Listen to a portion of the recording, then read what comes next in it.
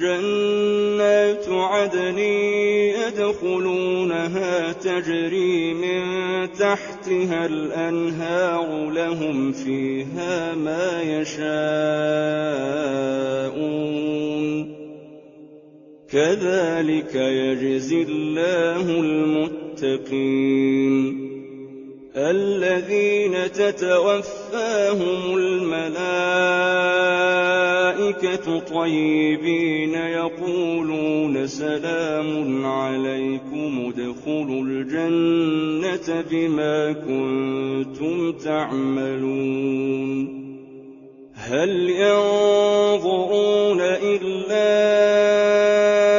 أن تأتيهم الملائكة أو يأتي أمر ربك كذلك فعل الذين من قبلهم وما ظلمهم الله ولكن كانوا أنفسهم يظلمون فأصابهم سيئات ما عملوا وحاق بهم ما كانوا به يستهزئون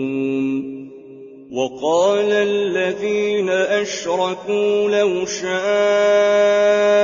الله ما عبدنا من دونه من شيء نحن ولا آباؤنا ولا حرمنا من دونه من شيء كذلك فعل الذين من قبلهم فهل على الرسل إلا البلاغ المبين ولقد بعثنا في كل أمة رسولا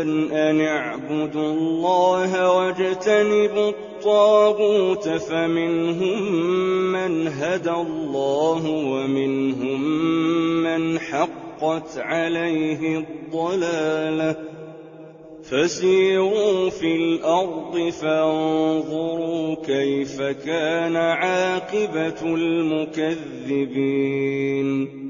إن تحرص على هداهم فإن الله لا يهدي من يضل وما لهم من ناصرين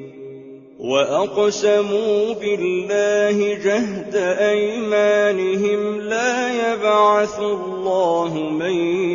يموت بلى وعدا عليه حقا ولكن أكثر الناس لا يعلمون ليبين لهم الذي يختلفون فيه وليعلم الذين كفروا أنهم كانوا كاذبين إنما قولنا لشيء إذا أردناه أن نقول له كن فيكون